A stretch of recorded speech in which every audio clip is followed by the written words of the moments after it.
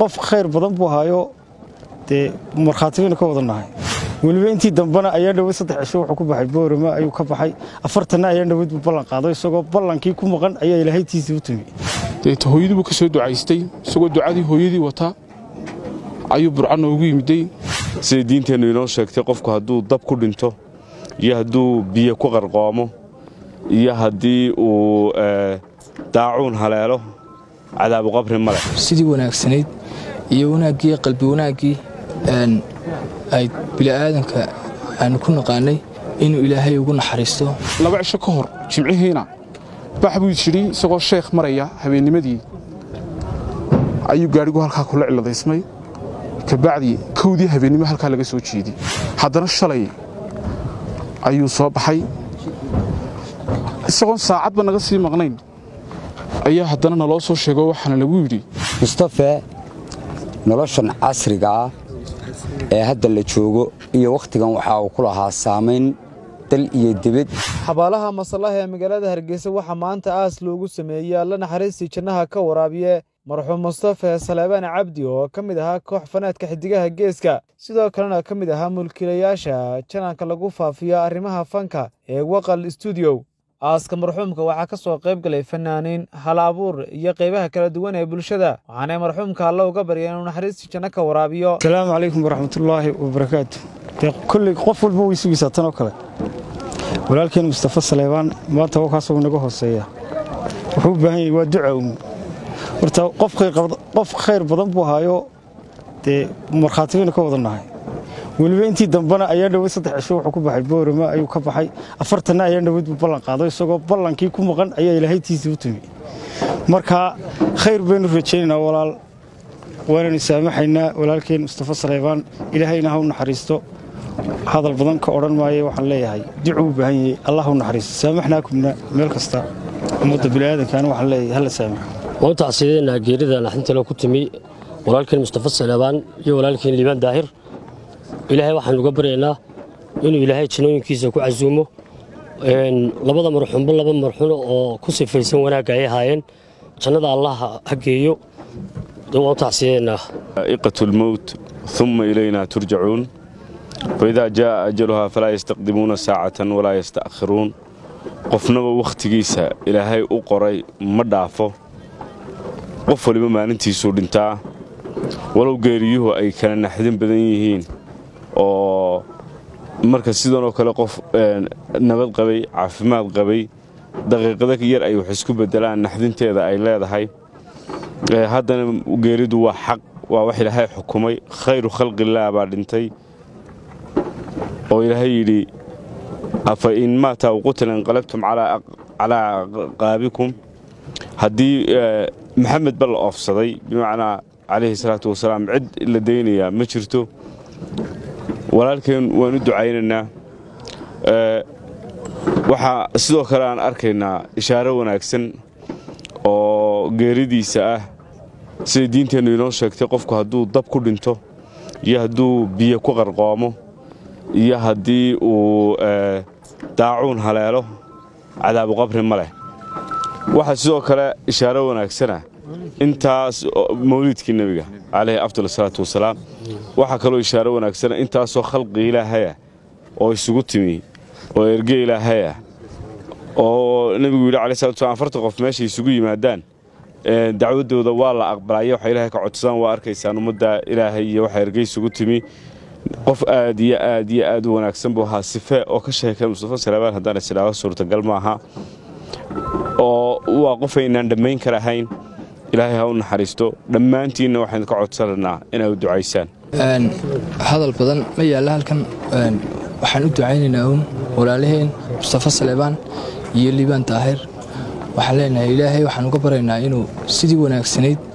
iyo wanaagii qalbi wanaagii ay bilaadanka aan ku naqaanay intaas soo qof ay uga soo qayb gashay inuu ilaahay ugu naxariisto inuu ilaahay janooyinkiisa ta ugu sareeyo geeyo aad iyo aad baan uga tacseenayaa dhammaan guud ahaan ummadda gaar ahaan qoyskii iyo bahdayada walaalaha aanu ahayn ee ay naga baxeen ilaahay u naxariisto ilaahay ha u naxariisto walaalkayo isagii intii ummadda nabi maxamed ay dhimatayba annagana ilaahay ha noo dambi dhaafo kitaabkiisana midigta allah uga dhiibo qabrigana waa habeenkii koobaad uu geli doono ilaahay ha ku soo dhoweeyo oo iftiinkiisa ha siiyo oo qabriga allah u qaboojiyo oo ummadda nabi maxamed intii raacda allah naga dhigo insha Allah bidmillaahi kariim adoomo waxaan bay ahaayeen ilaahay naxariistii jannaha siiyo qabrigana ha u nuuro annagana samiriye iimaan naga siiyo ilaahay naxariistii janno ha ka waraabiyo Mustafa Saleebaan iyo Liibaan Daahir waxa ku geeriyooday shil baabuur waxaan joognaa aaskii marxuum Mustafa Saleebaan mar anuurinayno la shaqaynaynin taariikhda koox fanaadii ka tirsanay xidigaha geeska wax ka qoray Mustafa wuxuu sheegay in uu ku dhashay magaalada Boorama ee gobolka Awdal sanadkii 1989 kadibna uu iskuulka hoosaalka ku qaatay ka dhaxana ka dhigtay Oodweyne dugsiga sare na uu Boorama ka dhigtay jaamacadda wuxuu ku takhasusay maamulka laakiin haddana wuxuu lahaa xirfado dheeraad ah oo ay ka mid ahayd tan farshaxanimada iyo duubista muuqaalada waxaanu ka mid ahaa raggii suurtageliyay in wax soo saarka faneed ee kooxda weyn xidigaha geesku ay markiiba dunida iyo caalamka gaadho sidoo kalena asaasayaashii bartaas waqal fanka iyo lagu faafiyo Mustafa wuxuu ahaa shakhsiyad aad u wanaagsan oo cid u mahadnaqaysa mooyee cid dhibaato ka sheeganaysa aynaan arag waxa maragwa sida geeridiisii looga naxay waxaan leeyahay ilaahay samiriye iimaan ka siiyo dhammaan qoyskiisii xigtada saaxiibada iyo bahweynta uu ka baxay ilaahay naxariistii janno ha ka waraabiyo inna lillahi wa inna ilayhi raaji'uun oo igu yar adag tahay inaan ka hadlo musiibada inagu wada dhacday Mustafa Saleebaan qof halkan lagu soo koobi kara ma ahayn aniga gaar ahaan geeridiisu si gaar ay saameynaysaa waxaan ahaa dadka isugu dambeeyeen baan ahaa Mustafa khamiistii burcan ku sugnaa khamiistii ayuu ila soo hadlay anoo burca ku sugan wuxuu igu yidhi burca ma joogtaa kaasaan ku yidhi haa abaara duhurkii meelaha kowdii duhurnimo deetana wuxuu igu yidhi Oodweynaan kuu dhaafo hooyaan u tegayey markaan ka soo noqdo burcaan iskugu nimaadno waayihii baan isku ogeyn hooyadii ayuu tegey kabacdi uu ka soo noqday oo waxaa jirtay duco xaafaddu lahayd dhowr sano ana ismay arag deeta hooyadii buu ka soo ducaystay isagoo ducadii hooyadii wata ayuu burca noogu yimiday markaa burcana waxa joogay aniga Cabdiqaadir Qalinle Cali Haybe Shilke iyo Xamse Fagadhe halkii markuu burca noogu yimiday baanu muddo 3 cishaa halkii wada joognay aad baan u wada sheekaysanay isaga iyo Liibaanba labadaba Allah u naxariistay Mustafa qorshayaal fara badan ayaanu wada wadnay oo aanu halkaas kula meel dhignay shalay markay ahayd 4tii galabnimo ayaa uu horta hurdada naga wada kiciyay oo guri baan wada jiifnay hurdadu naga wada kiciyay arday kaalay qadayay buu nagu halkii baan ku qadaynay kabacdi wuxuu yiri waan baxayaa oo shalay 2 cisho ka hor jimcihiina baxbuu yiri isagoo sheekh maraya habeennimadii ayuu gaarigu halka ku laciladaysmay kabacdi kowdii habeenimo halka laga soo jeediyay oo dib u burca ugu soo noqday haddana shalay ayuu soo baxay isagoo saacadba naga sii maqnayn ayaa haddana naloo soo sheego waxaana lagu yidhi waa raggii idinka soo baxay 2 qof ayaa la leeyahay waa meeyde war ma ka haysaan iyo maya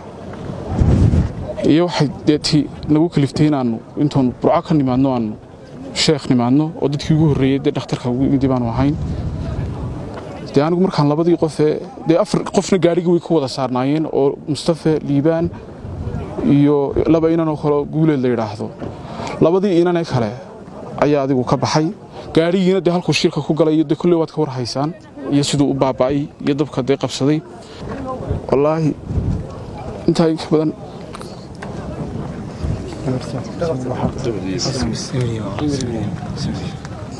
ina lillahi wa ina ilaahi raajicuun geeridu waa xaq innagana ku cibro qaadasho ayay inoo tahay maanta waxaynu joognaa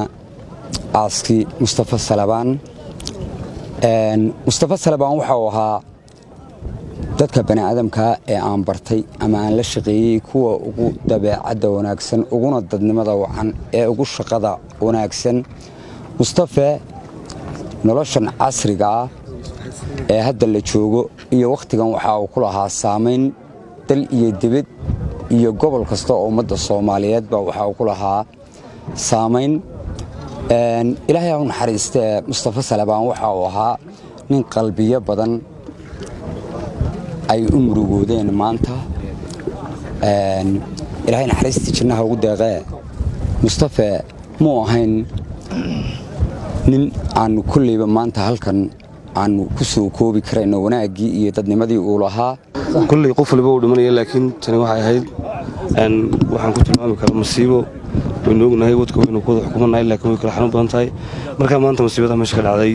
eheladii marka ugu horeysa waxaan tacsi tiiraanyalo uga dirayaa eheladii iyo qaraabadii uu ka geeriyooday marka xiga bahda deefanka iyo suugaanta Soomaaliyeed ee Mustafa Salebaan iyo Liibaan Baay ka ahaayeen yani hal doorkaadka ugu muhiimsan marka wallaahi wax kale oo dee sii yiraahday hadal kale oo sii wada garan maayo waxaan leeyahay walaalahay Ilaahay u naxariisto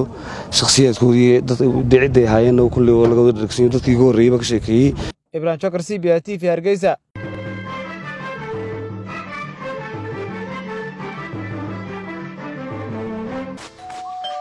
ما شاء الله سو دhowaada la jaanqaad shirkadda Telesom maxmil waxay ku diyaarisay adeega internetka ay fiber optiga kaasoo xawaarihiisu kala go' lahayn waa guji waa isha biligteeda intuu soo gudlanayo hadalba gam hagarlii ku isticmaal social media kuna daawo wararka ciyaaraha iyo online gameska haddaba maxmil soo gasho gurigaaga xafiiskaaga iyo goobtaada shaqo fadlan nagala soo xidhiidh nambarka gaaban 121